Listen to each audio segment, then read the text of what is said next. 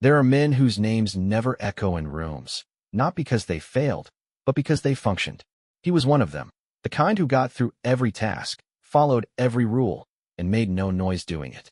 In school, his papers were always on time. His behavior never drew complaint. His effort never flagged.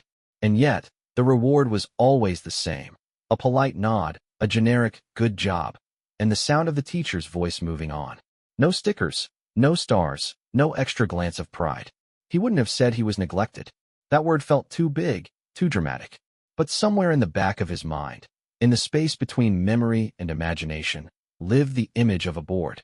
A wall filled with gold stars, given to other kids for smiling brighter, talking louder, drawing faster. His row was always empty. It wasn't pain he remembered.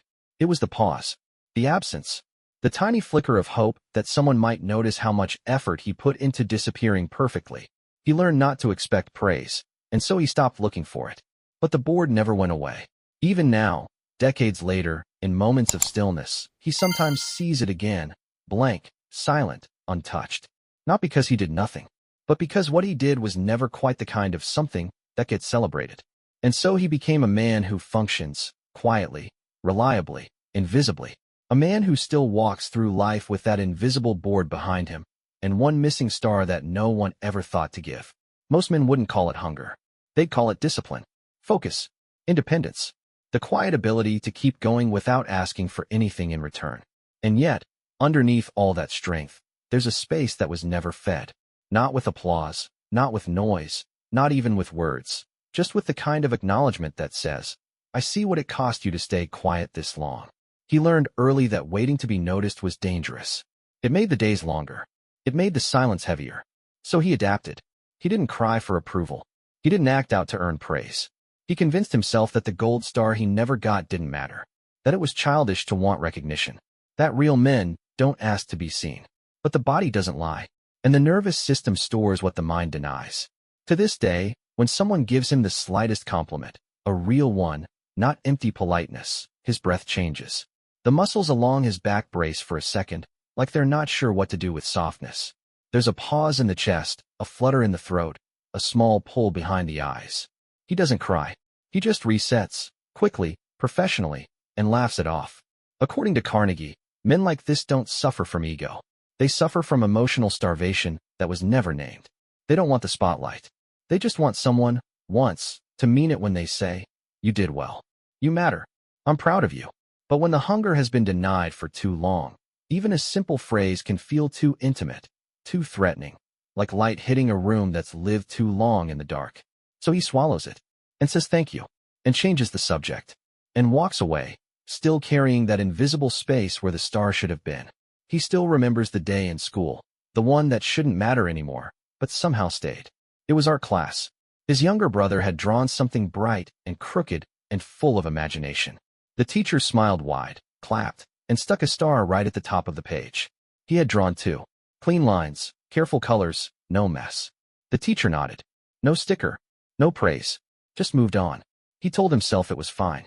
That stars were for noisy kids or the ones who made people laugh. He wasn't that kind. He was serious, careful, responsible, the kind of child adults described as easy to trust. And maybe that's what made him invisible. When you do everything right without needing help, people assume you don't need anything at all.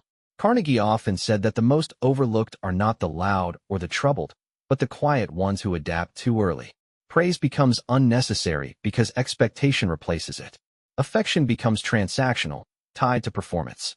And those who perform silently are rarely rewarded out loud. He began building a shield, not with defiance, but with logic. I don't need praise. I'm not that kind of person. Praise is for others. Over time, that became a truth he lived by. And yet, some part of him, even now, still looks for the star. Not every day, not with desperation, but in small moments. When he finishes something no one asked for. When he shows up early. When he holds it together again without being asked. There's a flicker of waiting, and it passes quickly, like a reflex that no longer serves a purpose. The hardest part is that he's never been angry about it. Only quiet. Because you can't blame people for not seeing what you've trained yourself not to show. He was the kind of employee every company says they want. On time. Overprepared. Steady under pressure. He didn't miss deadlines. He didn't complain. He didn't ask for special treatment. And because of that, he was given more. More tasks, more hours, more expectations, but never more recognition. When promotion season came, the praise would come, sure, dependable, consistent, a real team player. But the title and the raise would go to someone louder, someone better at selling their presence in meetings. Someone who made sure their efforts were visible. He never spoke up about it. Just nodded and said, "I'm happy to contribute." And in many ways, he meant it. He wasn't chasing applause. But after the fifth time being passed over, something shifted. Not bitterness, just a quiet calculation. Maybe the invisible work doesn't count until someone else says it does. Carnegie taught that praise in the workplace is rarely distributed by merit. It follows visibility, narrative, performance. People don't always reward what helps them most. They reward what makes them feel something in the moment. And for men who carry weight without showing it, that means they're often left out of the story altogether. He remembers when his colleague got the recognition, the one who talked more than he worked, who knew how to be charming, who presented well. Everyone applauded. He smiled too. But when he walked back to his desk, there was no fire inside, just that old familiar dullness, the reminder that being reliable is often mistaken for being replaceable. And yet, the star he still carries isn't gone. It just flickers quietly in moments no one sees. Like when he fixes problems before they become problems. Or when he stays late without asking why. He doesn't want the spotlight. He just wants someone, once, to say, "It mattered that you held it all together when no one noticed you were doing it." In relationships, he didn't show love with big words or grand gestures. He showed it with consistency. Remembering her schedule, checking the oil in her car before long trips, fixing the drawer she mentioned once in passing. He paid attention not because he was trained to, but because care, for him, was action. He didn't believe in love languages. He just did what he hoped someone might do for him if they noticed how tired he was. He never asked for gratitude. But somewhere deep inside, there was always the small hope that maybe one day she'd stop mid-sentence, look at him, and say something simple and whole like, "You're amazing for the way you hold this together." That line never came. What he heard instead were phrases like, "You're just that kind of guy," or "You're steady. That's who you are." As if what he gave was natural, expected, automatic. Not effort, not intention, not love in its most practical form. Carnegie would say that many men express affection not through words, but through responsibility. And when that effort is received with indifference or assumed as default, it doesn't just hurt, it empties them. Not because they need applause, but because without acknowledgement, they begin to wonder if what they're giving is even being seen. He wasn't cold. He wasn't disconnected. He just stopped sharing the small things over time, the quiet errands, the repaired shelves, the remembered anniversaries, because he realized they disappeared into routine. And when love becomes routine, the man who builds it starts to disappear too. Still, the star never left.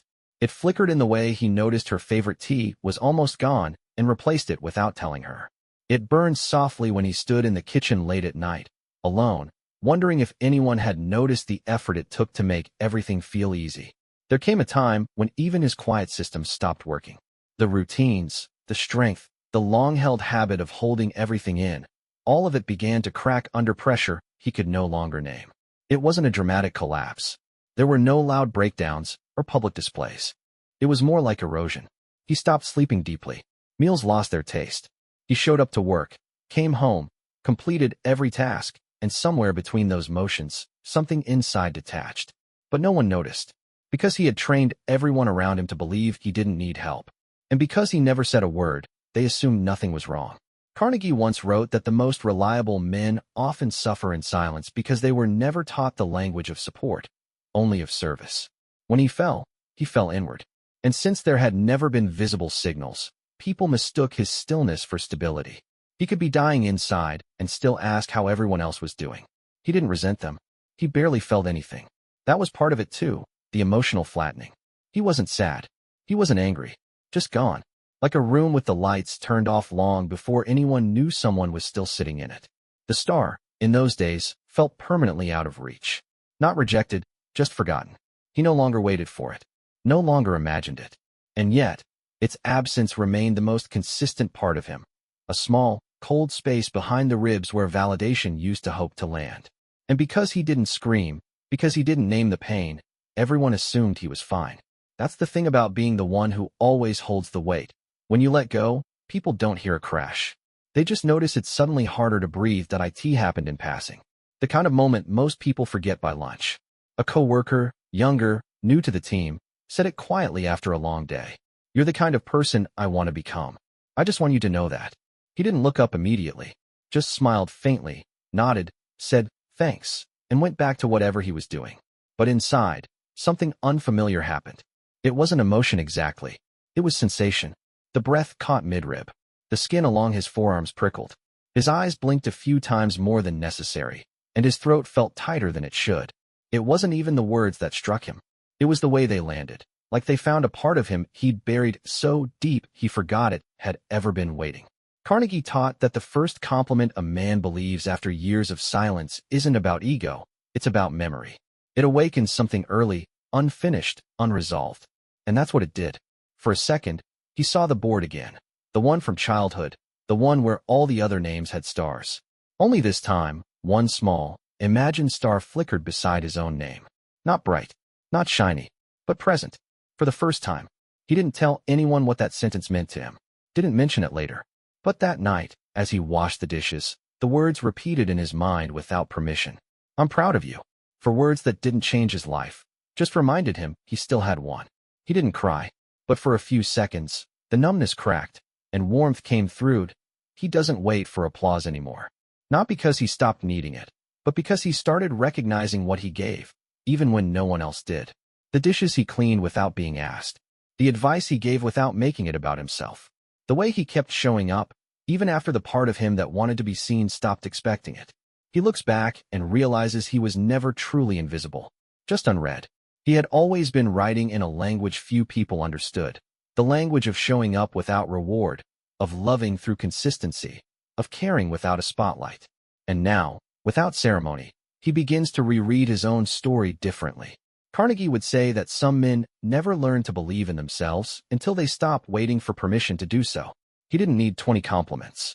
He just needed one to wake up what had been quietly alive the whole time. That imaginary board still exists, but it's no longer empty. It holds a single star, small, unpolished, but real.